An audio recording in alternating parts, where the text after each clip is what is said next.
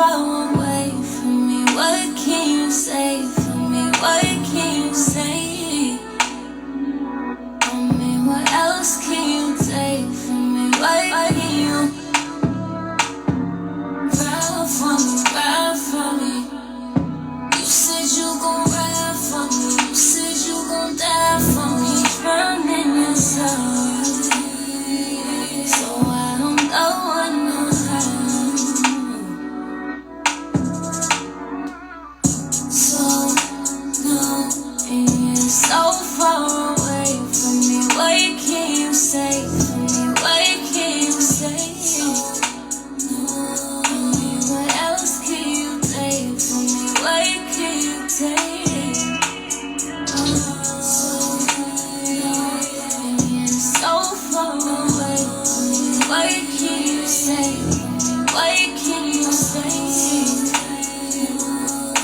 What else can you take from me? What can you take? Yeah. I'm so helpless. Can you come down to that? To one day on I can't find no ride for me. You said you gon' ride for me. You said you gon' die for me. Ride for me, ride for me. You said you gon' ride for me. Yeah. So no, and you're so far away from me. What can you say for me? What can you say? What else can you take from me? What can you take? So far away from me. What can you say for me? What can you say?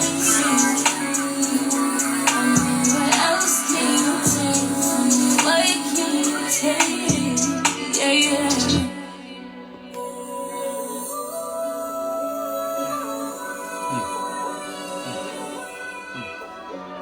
Fire.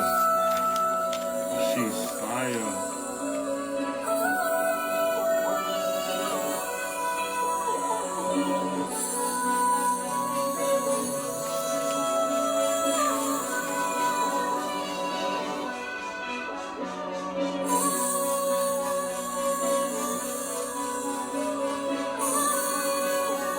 Welcome.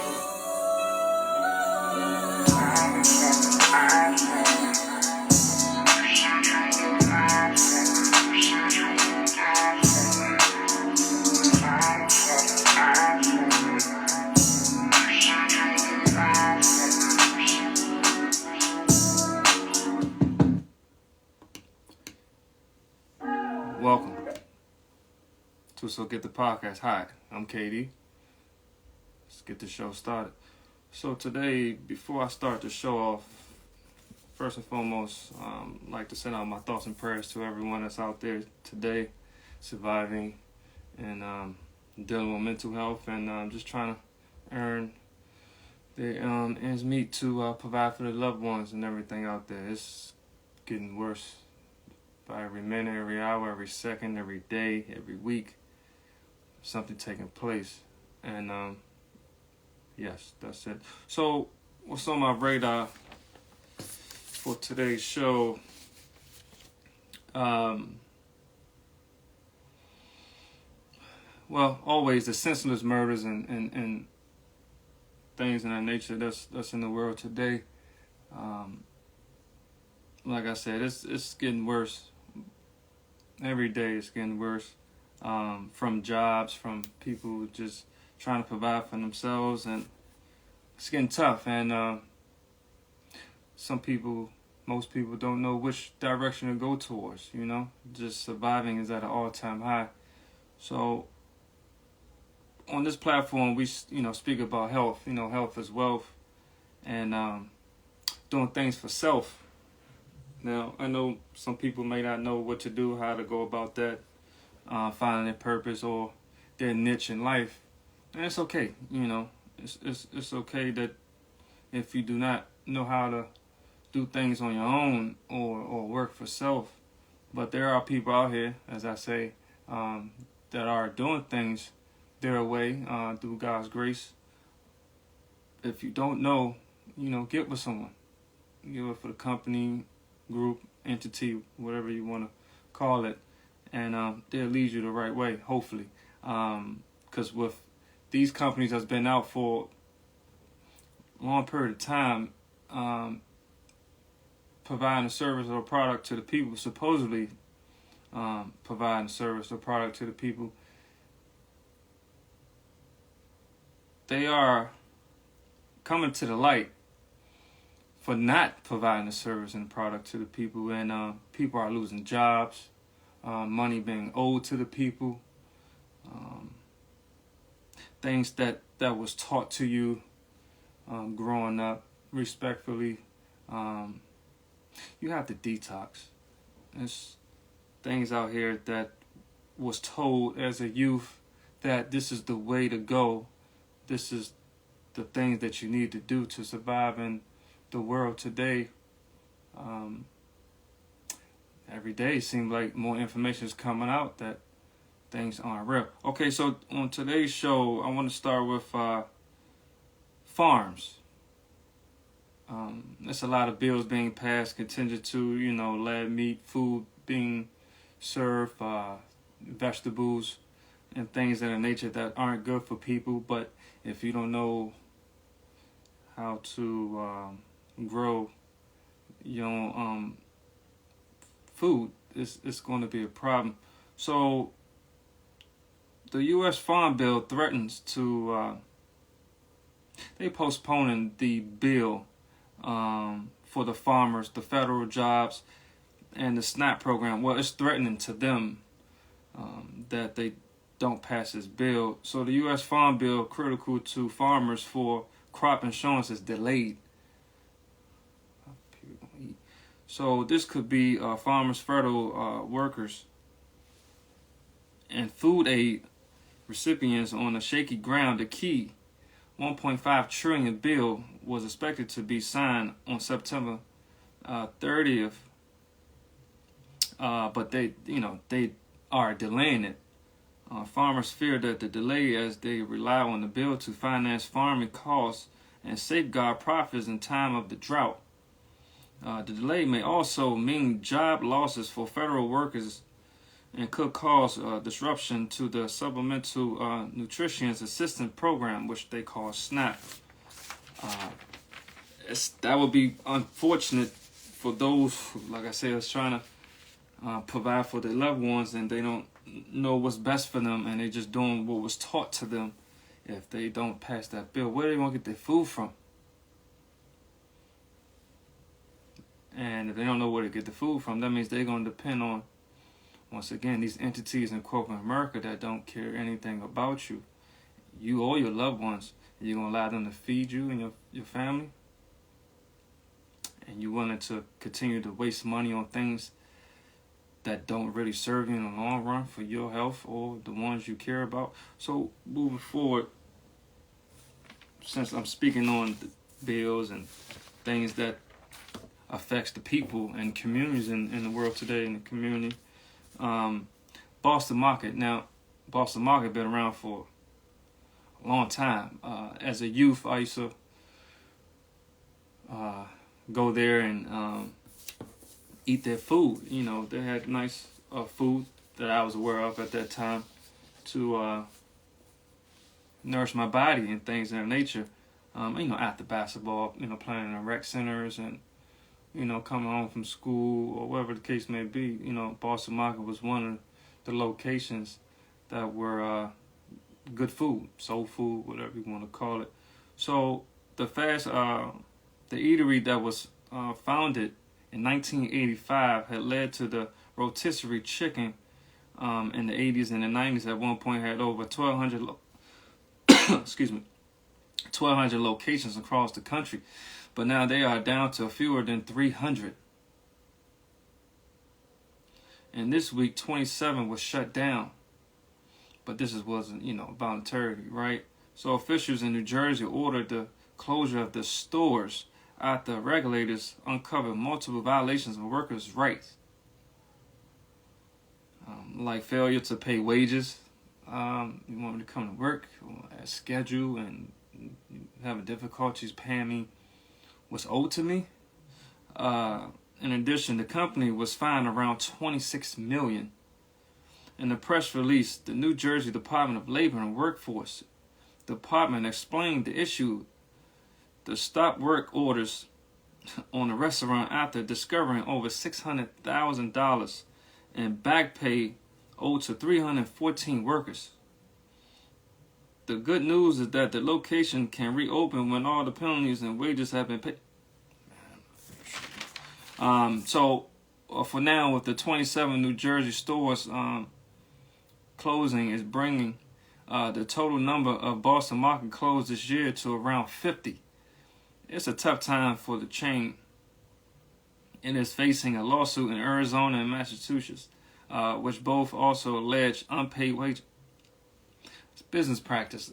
You know, these companies, as they stated, have been out here in the world, in the corporate America, since 1985, and their business practice as of now is showing face in 2023. So that means they've been getting away with a lot of stuff. Okay, so the eatery was also hit with a $11.6 million lawsuit from distributors, U.S. Foods, who provide the chain with produce. The U.S. Food claims that the beginning of 2022, Boston Market began to fall behind in its payments and obligations.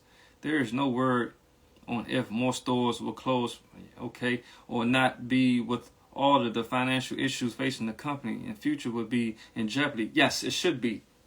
Unfortunately, there's no way possible you can have people work for you and you can't pay them. You know, when you have the funds and the finances to pay them, you just choosing not to for whatever the reason. But people need jobs, continue to still look for jobs from these entities and institutions in corporate America, and they leave there, they just go where? To the next company that's most likely going to do the same thing. Okay, so moving forward, what else is on my radar at this juncture? Let me see. Okay, Dick's Sporting Goods, pause. So hundreds of layoffs hit the iconic sporting goods giant. Yes, they are also laying off people, but this one particularly is a little different from the others that I have spoken on as far as their layoffs. Some have been trying to save, some trying to get situated with, with everything that takes place in the world today, with digital, jobs and stay-home jobs, work from home, or some just looking for just replacing humans altogether with robots. So they are downgrading in staff and or their roster. But this particular one have made money, and they still land people off. So, the sporting good recently unveiled the business optimization plan, which included a significant number of layoffs, primarily within its customer support center.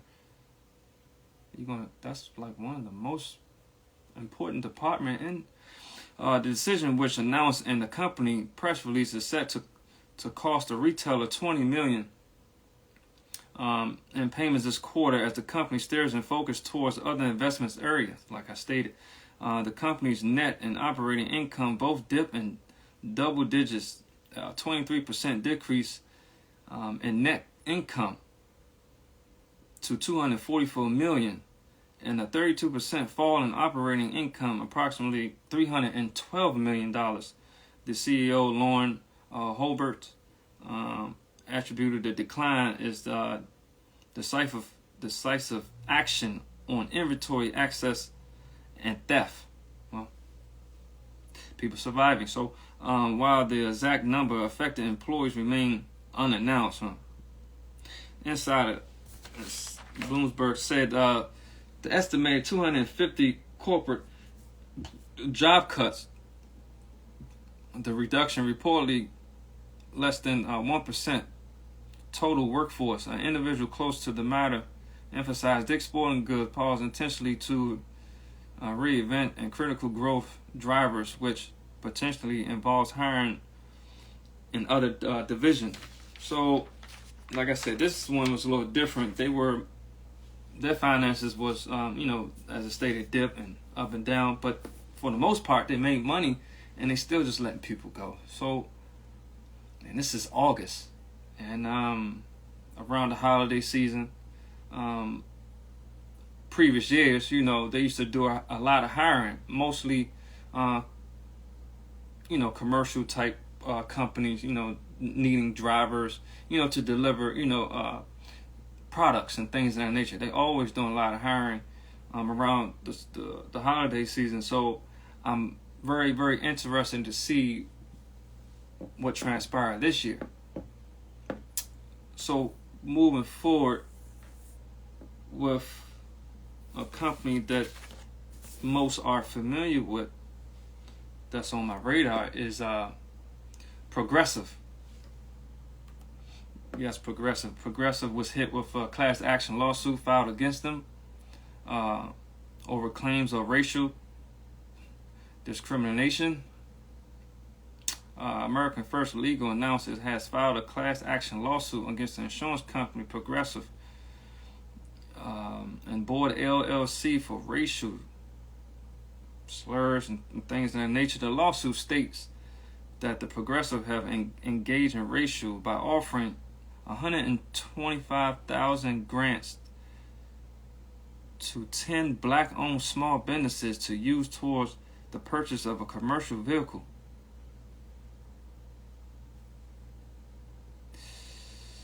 Progressive does not allow business owned by members of other than race to even apply for these grants.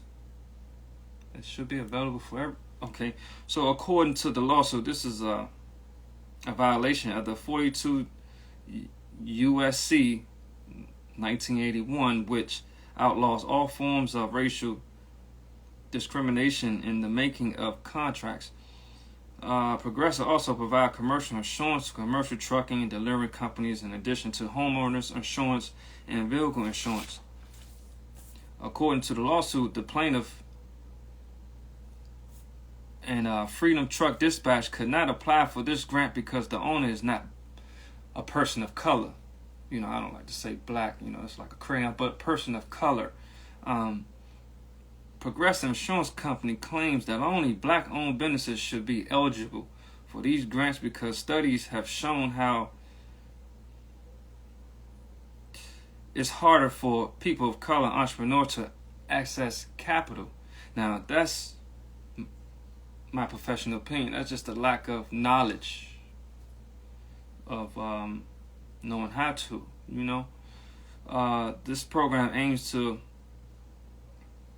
help with the grant, must use the money towards the purchase of a commercial vehicle, and it must have a clear plan for growth as a result of this vehicle purchase. This lawsuit states that this makes the grant into a contract supported of obligation consideration, and therefore Progressive grant program discrimination against non-black owned businesses in violation of the, like I said, the 42 USC 1981. Yeah, you only offering, well, I know. Why not for everyone? Just people of color aren't the only one that's surviving out here that's looking for the money. Now, I know most people might say, well, the most ethnic background probably needed the most. No, we all colors of whatever ethnic background you are, everyone needs help. So why don't just one part or one person or one group or one ethnic background? It's just that's just red flags all over. So with that, not only you was on my radar, you on someone else's radar too, because that's not good business practice. Okay, so moving forward, DHS. Yes, DHS is on my radar as well. They are dealing with like distribution more than like 77 million congressional funding for communities receiving, migrants. In a response to technical assistance and the stockholders' feedback, the DHS has also amended that the policy to expand the cap for both hotels, motels, and airfare to 10% of the total funding requested by the applicant. The Department of Homeland Security, through the Federal Emergency Management Agency and the U.S. Customs and Border and Protection, announced more than $77 million in grants to support the border and communities receiving migrants through the shelter and the service program. The funding will be available to 53 grant recipients for temporary shelter, other than eligible costs associated with migrants awaiting the outcome of their immigration proceedings. So the announcement builds on more than 290 million announcements through the SSP in June, which brings the total funding to more than 770 million. Overall, 69 entities in the both southwest border and interior communities have received funding this year through the SSP and Emergency Food and Shelter Program.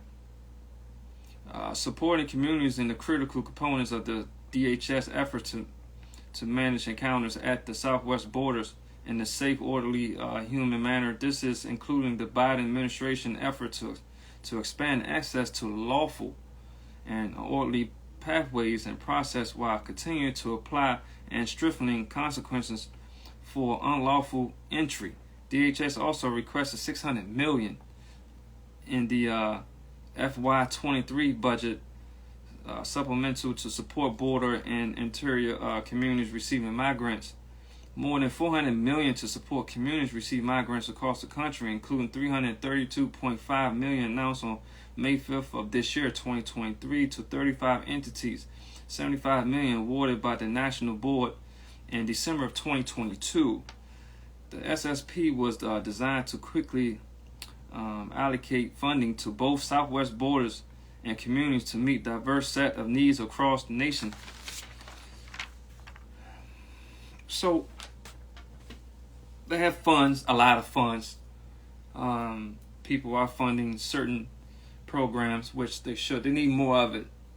Now the question is, are you giving the people the right programs?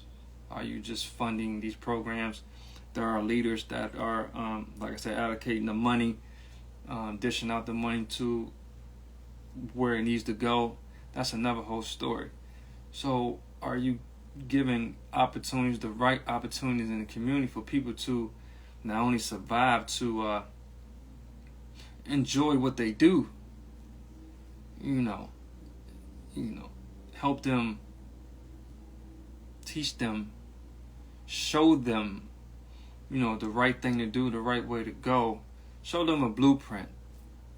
Sometimes you can give people money, or people that do have money, they don't necessarily know what to do with the money or have financial literacy. So at the end of the day, we need more leaders.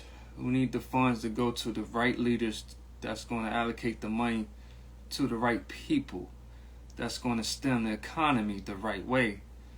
And maybe that will help with all the things that are transpiring in the world today with the products and in these businesses in corporate America shutting down and just releasing people because people are stealing things because they don't know what to do. They have no place to go. When I was younger, we had places to go, rec centers, programs, plenty of programs, even playgrounds. We had leaders in our community that, when the young ones was didn't know which direction to go towards, or they was going the right way, you had the right leaders to steer them the right way, even if the parenting wasn't good back then. It wasn't that many, but when it was not, you had people out in the world that was informing them on what to do and what not to do. It seemed like we lost that because people may not believe in that no more. Most people still don't believe in that, and it takes a village to raise the kids, and these kids are our future. And if you check the numbers, these kids are missing. So where's the leadership? So moving forward, we need to do better. We all need to do better. And it starts from the top, chain of command. That's how it works. That's how it should work. And if the top is not doing what needs to be done in a professional way, the proper way, God's way, how would you suspect someone to follow? Hi, I'm KD. This is So Good the Podcast. See you later.